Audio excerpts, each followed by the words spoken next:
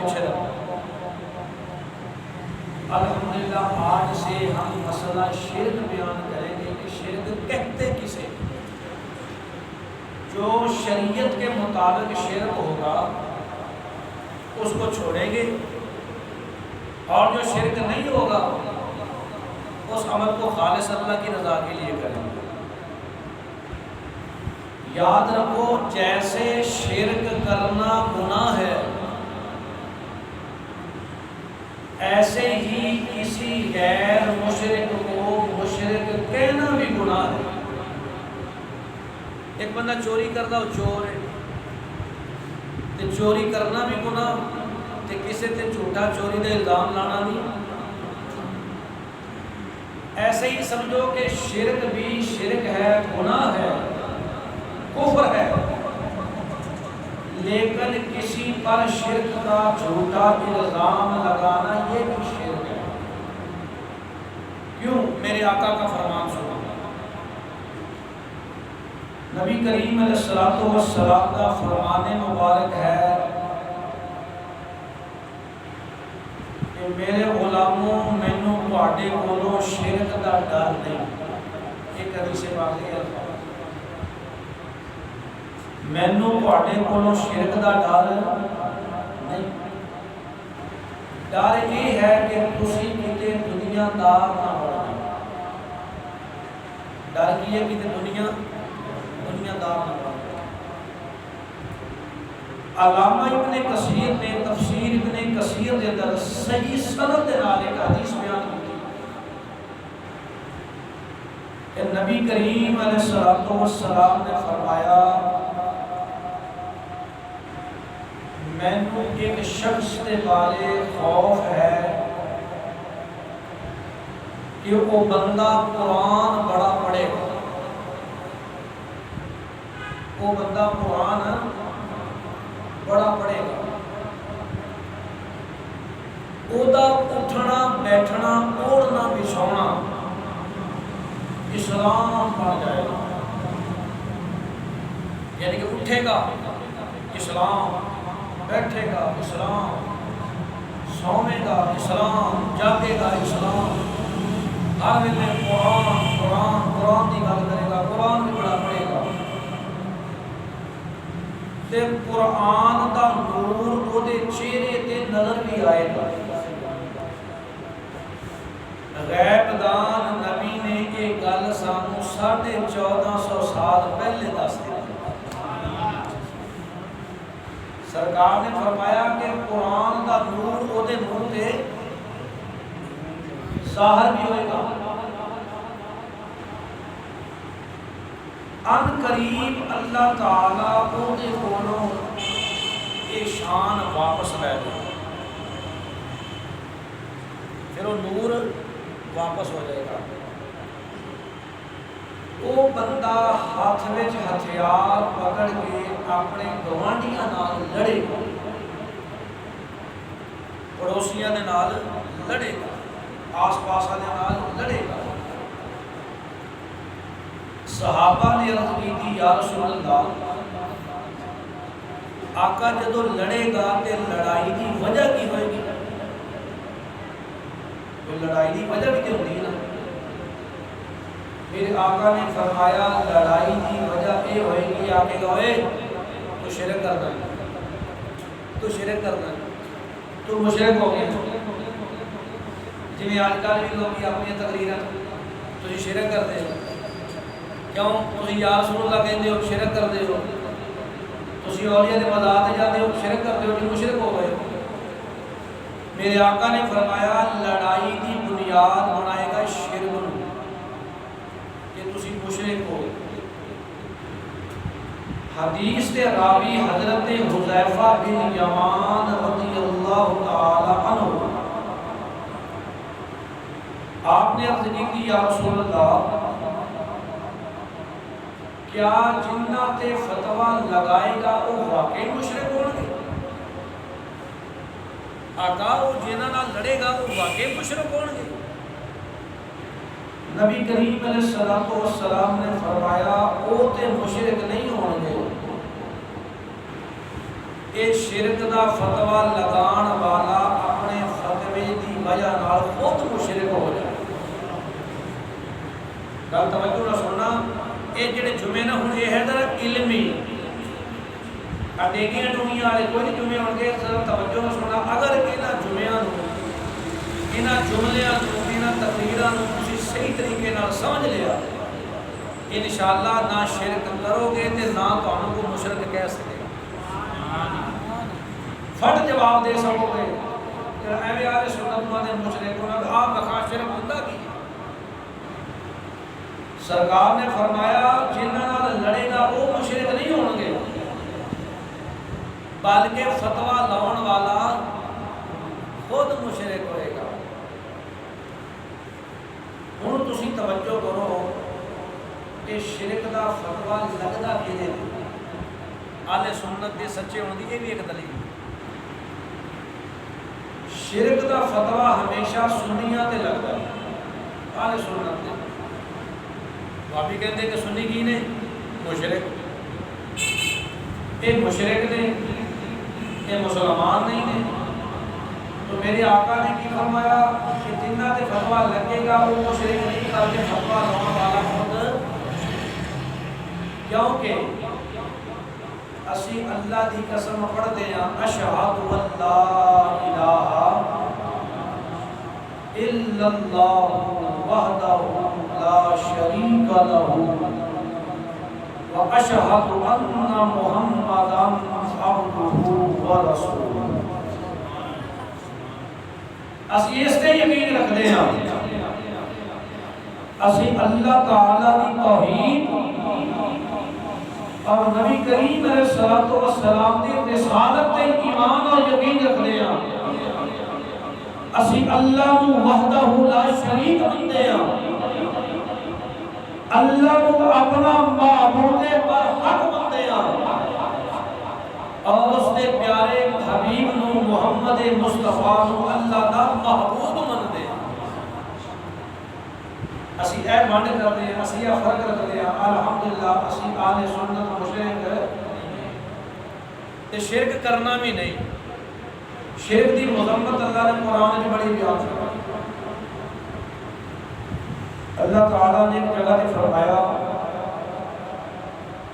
ان اللہ لا یغفر ان یشرک بہ. اے لوگو اللہ دے نال کسی کو شریک نہیں کرنا. ان اللہ لا یغفر ان یشرک بہ ویغفر ما دون ذلک لمن یشاء. لوگو اللہ دے نال کسی کو شریک نہ ٹھہرایا کیونکہ اللہ تعالی شرک نو معاف نہیں کرے گا.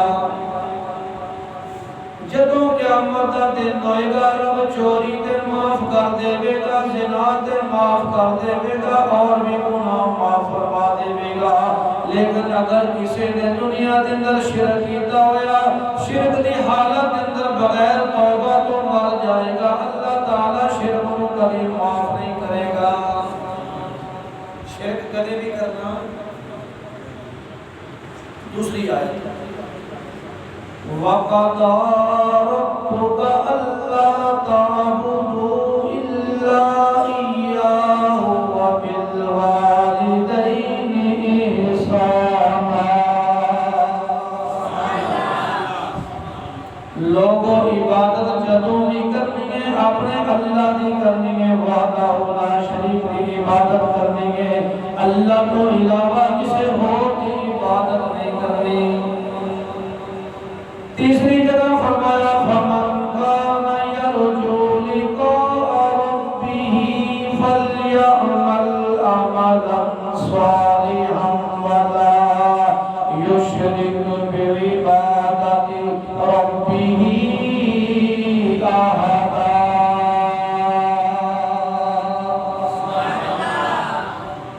اللہ نے فرمایا جو بندہ اپنے رب سے ملاقات کرنا چاہتا ہے فَمَنْ كَانَ يَرْجُو لِقَاءَ رَبِّهِ جو بندہ رب سے ملاقات کا ارادہ رکھتا ہے کہ میں رب سے ملوں، فَلْيَعْمَلْ عَمَلًا صَالِحًا، وہ عمل نیک کرے، وہ کیا کرے؟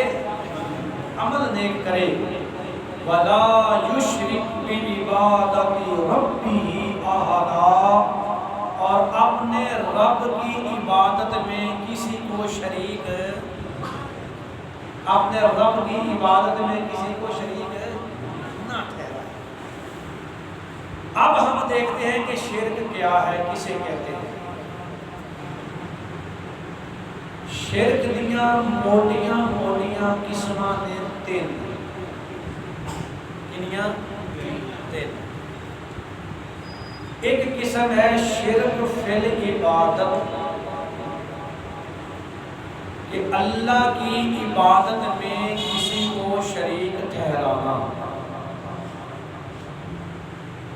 ایک ہے شرک فی الذات، کہ اللہ تعالی کی ذات میں کسی کو شریک ٹھہرانا۔ اور ایک ہے شرک فی الصفات، کہ اللہ تعالی کی صفات میں کسی کو شریک کرنا، شریک ٹھہرانا۔ یہ قسم ہو گئی نا۔ ہوں آپ انہاں تینوں قسموں کا الگ الگ بیان کریں۔ پہلی قسم کے شرک فی العبادت،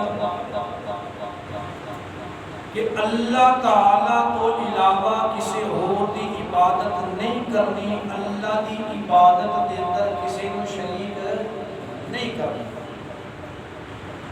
تے سمجھنا پے گا ہونا کہ عبادت کہندے کینوں، عبادت کسے کہتے ہیں، عبادت کینوں آکھدے ہیں۔ اکثر مفسرین نے یہ معنی کیتا ہے کہ العبادت اقصا غایت التذلل، کہ کسے دے دی انتہا کر دین دا نام عبادت ہے۔ لیکن اکثر مفسرین نے یہ آکھیا کہ اگر یہ معنی مان لیا جائے تو کئی خرابیاں پیدا ہو جائیں گی اور مسئلے کی وانڈ نہیں ہوئے گی۔ مثال کے طور پر الرحیق المختوم وہابیاں دی کتاب ہے، صفی الرحمان مبارک میں اقبال بخانا لکھی ہے۔ اس کے اندر بھی نا وہ ایک واقعہ لکھا گیا کہ جب عروہ بن مسعود صلح حدیبیہ کے موقع تے نبی کریم علیہ السلام نے کول آیا نا، تو پھر واپس گیا تے جا کے انہیں مکے والیاں جو صحابہ دا حال سنایا، انہیں بیان کیا۔ وہ کہنے لگا مکے والیو، تسی ہن مسلماناں نوں اگے ورگا نہ سمجھو، خدا کی قسم میں کیسر و کسرا جیسے اور نجاشی جیسے بادشاہوں کے پاس بھی گیا ہوں۔ خدا کی قسم نجاشی اور کیسر و کسرا کی رعایا بھی اپنے بادشاہوں کا اتنا احترام نہیں کرتے جتنا احترام محمد کے ساتھی محمد کا کرتے ہیں۔ کیا کہ عروہ ابن مسعود نے کافرانوں مکے والوں جدو صحابہ دا حال ویکھیا، حضور دے غلاماں نوں ویکھیا، جا کے دسیا نہ کہ اگے ورگے نہ سمجھو، وہ عام بندے نہیں، میں نے نجاشی جیسے بادشاہوں کو دیکھا، ان کی رعایا بھی ان کا احترام اتنا نہیں کرتی۔ خدا کی قسم اتنا احترام محمد کے ساتھی محمد کا کرتے ہیں۔ اس نے بتایا بھی کیسا، فرمایا اللہ کی قسم اگر محمد کا دھار بھی پھینکتے تھے تو صحابہ سرکار کے تھوک کو زمین پر نہیں گرنے دیتے تھے، یوں ہاتھ کرتے تھے اور سرکار کے کردار کو اپنے چہرے پر مل لیتے تھے۔ سبحان اللہ سبحان اللہ سبحان اللہ۔ سرکار کے تھوک مبارک کو انہیں جا کے دسیا، انہیں کیا محمد تو ایک جاننا قربان کر دینے ہو. اگر محمد صلی اللہ علیہ وسلم کوئی حکم دیتے تھے اس حکم کو پورا کرنے واسطے سارے دوڑ پہنتے سگے کہ سرکار نے آکھا ہے اس حکم کو پورا کرنا. سبحان اللہ سبحان اللہ. وہ کہتے ہیں اور تو اور محمد جو وضو کرتے ہیں نا وضو, سرکار کے وضو والا پانی صحابہ زمین پر نہیں گرنے دیتے. سبحان اللہ سبحان اللہ. یوں ہاتھ کر لیتے تھے سرکار کی کلے مبارک والا, سرکار کے ناک مبارک والا, سرکار کے چہرہ مبارک والا, سرکار کے ہاتھ مبارک والا, سرکار کے پاؤں مبارک والا, ید اللہ کے ہاتھوں والا پانی زمین پر گرنے نہیں دیتے تھے. اور میرے آقا جب تھوک مبارک پھینکتے تھے, ککار مبارک پھینکتے تھے, اس کو بھی اپنے ہاتھوں پر لگا لیتے. جس کو مل جاتا تھا وہ یوں یوں کرتا تھا اور خوشی کرتا تھا, جس کو نہیں ملتا تھا وہ دوسرے کو کہتا تھا یار اپنا ہاتھ تے انہیں کرنا, اس ہاتھ کو اپنے ہاتھ نہ مار کے اپنے چہرے تے مار لیا کرتا.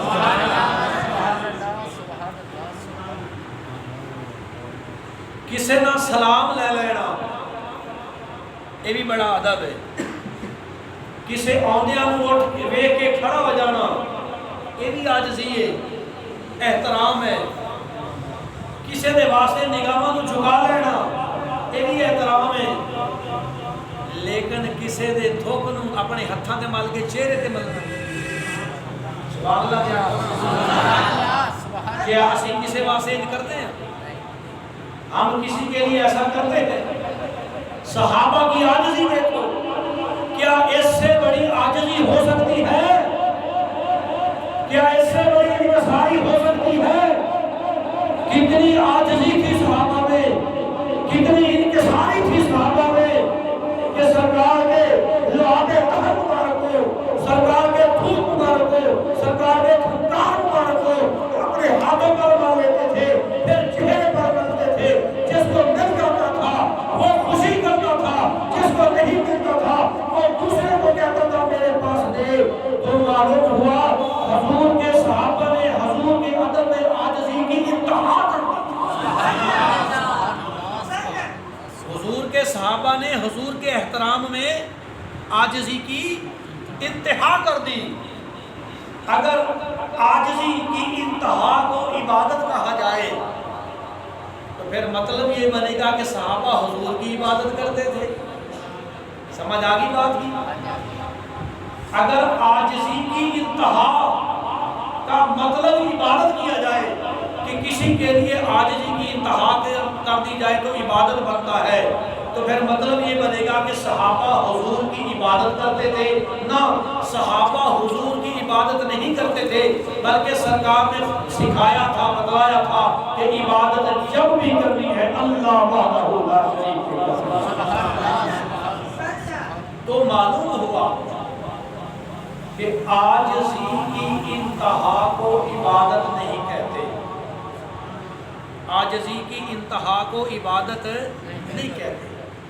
اب ان مفسرین کی بات کریں جنہوں نے بتایا ہے عبادت کا معنی.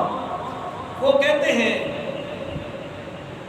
جب کسی ذات کو, یہ عقل سے اس بات کو سمجھنا غور کے ساتھ, جب کسی ذات کو مستقل سمجھ کر, واجب کی ذات سمجھ کر اور غیر محتاج سمجھ کر جب کسی ذات کا ادب کیا جائے تو وہ ادب عبادت کہلاتا ہے. پھر کہنا سبحان اللہ. جب کسی ذات کو مستقل سمجھ کر, واجب بالذات سمجھ کر اور غیر محتاج سمجھ کر جب کسی ذات کا ادب کیا جائے تو وہ ادب والا عمل, بولو ادب والا عمل عبادت بن جاتا ہے, عبادت کہلاتا ہے. اور وہی عمل جب کسی ذات کو غیر مستقل اور غیر محتاج سمجھ کر اس ذات کا ادب کیا جائے، احترام کیا جائے، تو وہی عمل پھر عبادت نہیں تعظیم کہلاتا ہے۔ ایک اور سبحان اللہ۔ میں نے پتا گل تھوڑی اوکھی ہے، لیکن یہ سمجھی تسی تو کم سمجھ آ بھی جائے گی۔ دوبارہ سمجھنا، جب کسی ذات کو مستقل سمجھ کر، غیر محتاج سمجھ کر کے، جیڑی کدے بھی کسی دی محتاج، مستقل جنہیں ہم جیڑی ہمیشہ تو ہوئے تے ہمیشہ واسطے ہوئے، واجب میں ذات ہوئے جنہیں ختم ہی نہ ہو۔ جب کسی ذات کو یہ سمجھ کر اس کا ادب کرو گے تو وہ ادب والا عمل عبادت بنے گا، اور جب کسی ذات کو محتاج سمجھ کر، مستقل نہیں غیر مستقل سمجھ کر اور محتاج سمجھ کر اس ذات کا ادب کرو گے تو وہ ادب عبادت نہیں تعظیم بنے گا۔ پھر کہتے ہوں میرا اللہ محتاج نہیں، سمجھ آ جائے سبحان اللہ۔ جس اللہ کا ہم ادب کرتے ہیں، جس ذات کو ہم وحدہ لا شریک مانتے ہیں، اس کا نام ہے اللہ۔ کیا نام ہے اس کا؟ وہ اللہ کسی کا محتاج نہیں، پھر وہ اللہ کسی کا محتاج نہیں، وہ اللہ غیر مستقل نہیں بلکہ مستقل ہے۔ غیر مستقل نہیں، غیر مستقل ہوتا ہے جنہیں ٹکنا ہی نہ ہو۔ اسی سارے غیر مستقل ہیں، آج ہاں کل کوئی نہیں، لیکن میرے اللہ دی شان اللہ لا الہ الا ہو الحی القیوم لا تأخذہ سنۃ ولا نوم۔ میرا اللہ ہمیشہ سے ہے، اسے کسی نے بنایا نہیں، نہ اس کو کوئی بنانے والا، نہ اسے موت ہے، وہ ہمیشہ کے لیے ہے، ہمیشہ سے ہے، ہمیشہ کے لیے۔ موت ایک طرف، لا تأخذہ سنۃ ولا نوم، میرے اللہ کو تو کبھی نیند بھی نہیں آئی ہے۔ اللہ ہمیشہ سے ہے، اللہ ہمیشہ رہے گا، میرا اللہ کسی کا محتاج نہیں، میرا اللہ مستقل ہے، کبھی بھی ختم ہونے والا نہیں۔ اللہ کے علاوہ ہر شے فانی ہے، ہر شے اللہ کی محتاج ہے، ہر ولی، ہر غوث، ہر قطب ابدال پیر، ہر نبی، ہر صحابی، حتیٰ کہ خود نبی کریم علیہ السلام بھی میرے اور آپ کے آقا ہر پل، ہر گھڑی، ہر وقت، ہر لحظہ، ہر آن میرے اللہ کی رحمت کے محتاج ہے۔ اب پتا چلا کہ عبادت کسے کہتے ہیں؟ اگر کسی ذات کو مستقل سمجھ کر، غیر محتاج سمجھ کر اس کا ادب کرو گے تو وہ عمل کیا بنے گا؟ عبادت۔ اور وہی عمل اگر کسی کو محتاج اور غیر مستقل سمجھ کر کرو گے تو وہ عمل پھر عبادت نہیں تعظیم بن جائے گا۔ اب اس کی مثال سمجھیں، ہم نماز پڑھتے ہیں، اللہ ٹھیک، نماز میں ہم ہاتھ باندھ کر کھڑے ہوتے ہیں، پھر ہم رکوع کرتے ہیں، رکوع کے بعد ہم کھڑے ہوتے ہیں ہاتھ چھوڑ کر۔ نماز ہم کس کی پڑھتے ہیں؟ آواز بلند ہو، اور کس کے لیے پڑھتے ہیں؟ اللہ کے لیے۔ اب ہم نے نماز خدا کی پڑھی ہے، خدا کے لیے پڑھی ہے، نماز میں ہاتھ باندھے بھی ہیں اور نماز میں ہاتھ باندھے بھی ہیں اور نماز میں ہاتھ چھوڑے بھی ہیں۔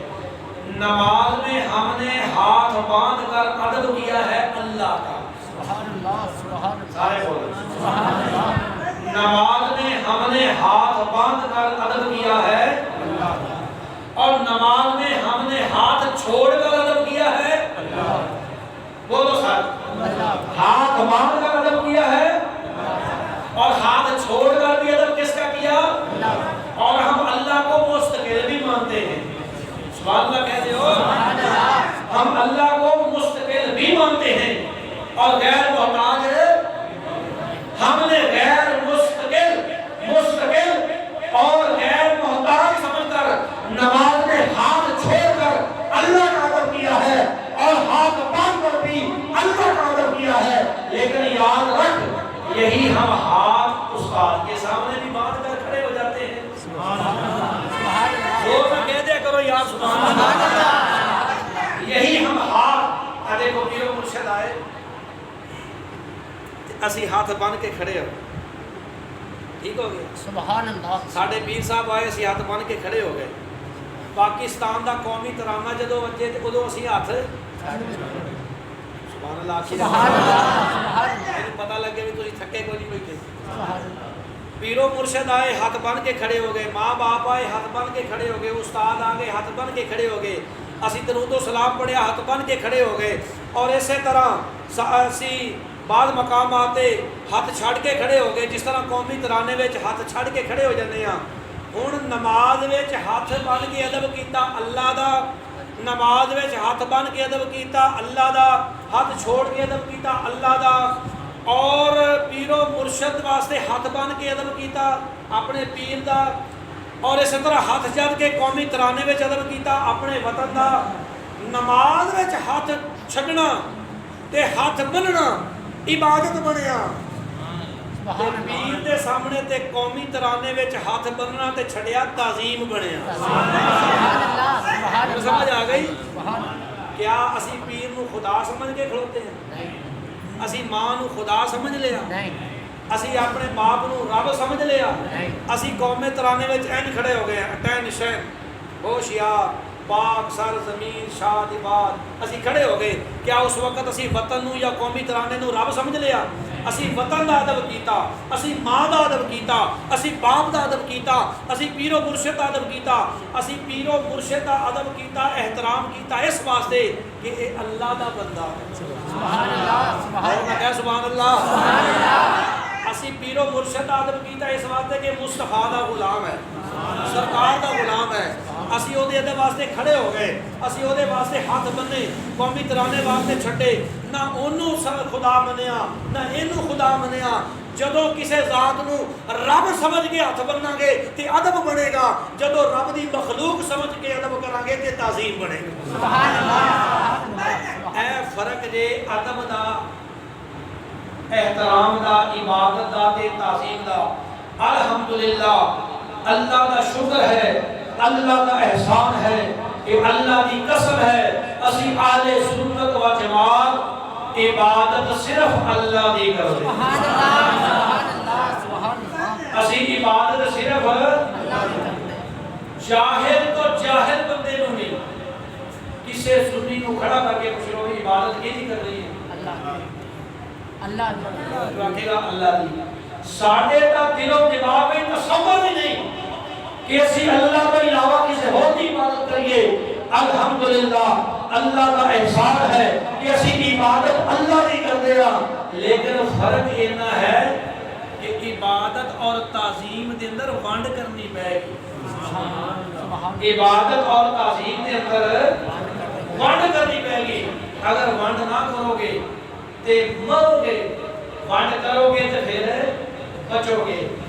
اللہ کریم کی بارگاہ دے اندر دعا ہے اللہ تعالیٰ سانو عمل دی توفیق عطا فرمائے، انشاءاللہ وانڈ مزید اگلے جو میں پھر بیان رہے گی، اور مسئلہ شرک تے یادے جمعہ چلے گا جنہی دیر تک نا گانے کسی پاسے لاگ نہ جاتے، مقصد دو نے، ایک تانوں سمجھانا کہ یار شرک نہیں کرنا، تے دوسرا یہ دسنا کہ شرک اصل وچ ہے کی چیز، شرک اصل وچ ہے کی چیز۔